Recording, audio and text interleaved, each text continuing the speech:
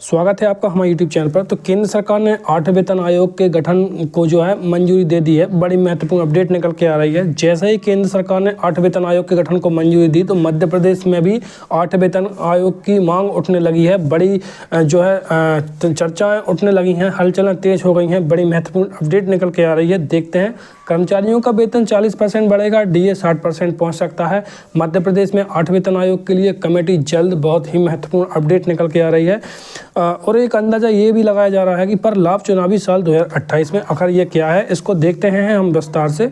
तो आप यहाँ देख रहे हैं कि केंद्रीय 8वें वेतन आयोग की घोषणा के साथ ही मध्य प्रदेश में वेतन आयोग की प्रक्रिया शुरू हो गई है।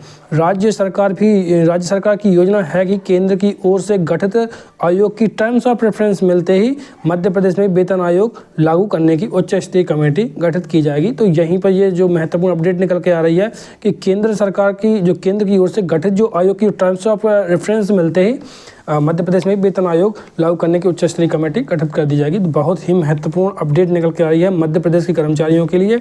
आगे देखते हैं। तब वेतन भत्तों पर खर्च 1 लाख करोड़ रुपए होगा।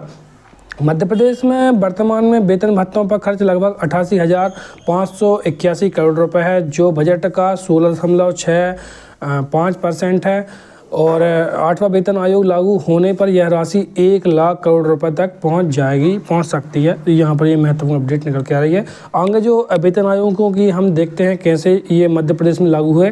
तो 6वां वेतन आयोग की हम बात करते हैं कि केंद्र ने 1 जनवरी 2006 में से लागू हुआ था। केंद्र में 1 जनवरी 2006 से लागू हुआ, जबकि मध्य प्रदेश में ये 2008 में लागू हुआ। हालांकि लाभ 2006 से ही दिया गया। तो यहाँ आप देख रहे हैं कि लाभ 2006 से ही मिला। और 7वें वेतन आयोग में देखते हैं हम, केंद्र में 1 जनवरी 2016 से लागू हुआ, मध्य प्रदेश में जुलाई 2017 से लागू हुआ और 18 महीने के एरियर का भुगतान किया गया। तो यहाँ पर जो 7वें वेतन आयोग की स्थिति 1 जनवरी 2016 में केंद्र ने लागू किया है और मध्य प्रदेश में 1 जुलाई 2017 में लागू हुआ। लेकिन जो था कि आगे हम देखते हैं 18 महीने के एरिया का भुगतान किया गया।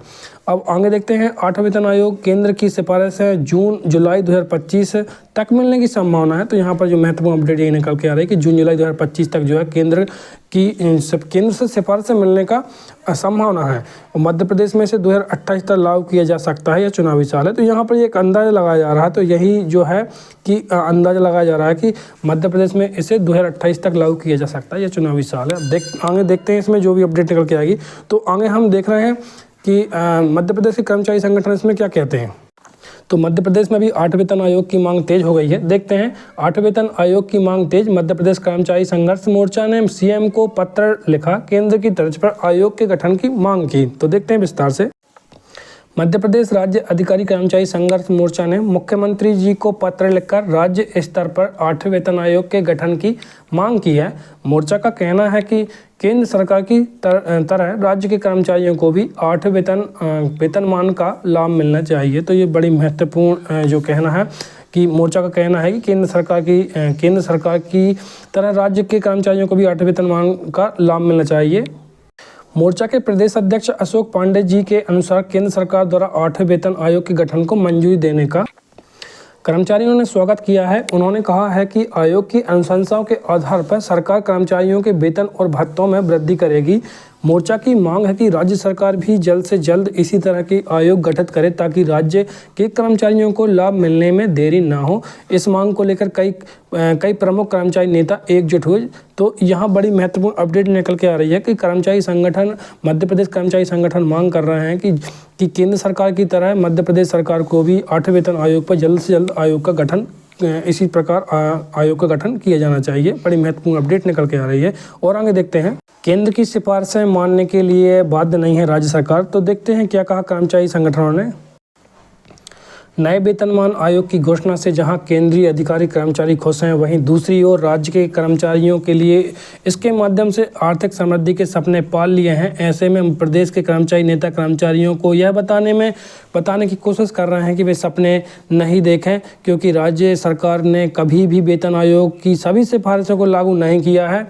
इसके लिए राज्य के कर्मचारियों का कहना है कि राज्य सरकार ने भले ही केंद्रीय कर्मचारियों के लिए बनाए गए 7वें वेतन आयोग की सिफारिश लागू कर दी थी, लेकिन इसके बाद भी कर्मचारियों को गृह भाड़ा, वाहन भत्ता की दरें 6वें वेतनमान के हिसाब से ही दी जा रही हैं। ऐसे में यह कैसे माना जा सकता है कि 2026 के दृष्टिगत घोषित 8वें वेतन आयोग की सिफारिशों को यहाँ की सरकार लागू कर देगी। सिर्फ घोषणा ही आयोग नहीं बना, नए वेतनमान को लेकर सरकार ने सिर्फ घोषणा की है, अभी तक आयोग गठित नहीं किया गया है। की रिपोर्ट देने के लिए इसके पास सिर्फ 11 माह का समय है। इसके बाद सरकार द्वारा रिपोर्ट का परीक्षण और कैबिनेट अनुमति में लगने वाले समय को देखते हुए केंद्रीय कर्मचारियों के मामले में भी इसका लाभ जल्द मिलता नहीं दिखाई दे रहा है।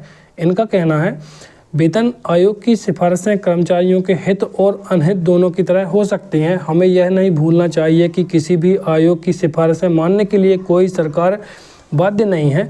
वैसे भी यहाँ कर्मचारियों की मांग के बाद ही सरकार ने वेतनमान का लाभ दिया है।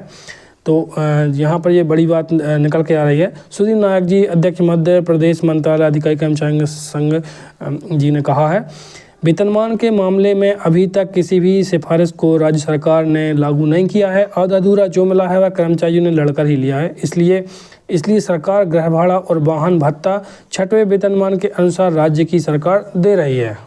उमाशंकर तिवारी, महामंत्री मध्य प्रदेश तृतीय वर्ग कर्मचारी संघ जी ने ये कहा है। तो बने रहिए शिक्षकों से जुड़ी बड़ी महत्वपूर्ण जानकारी अपडेट हम आप तक लाते रहते हैं। Thanks for watching.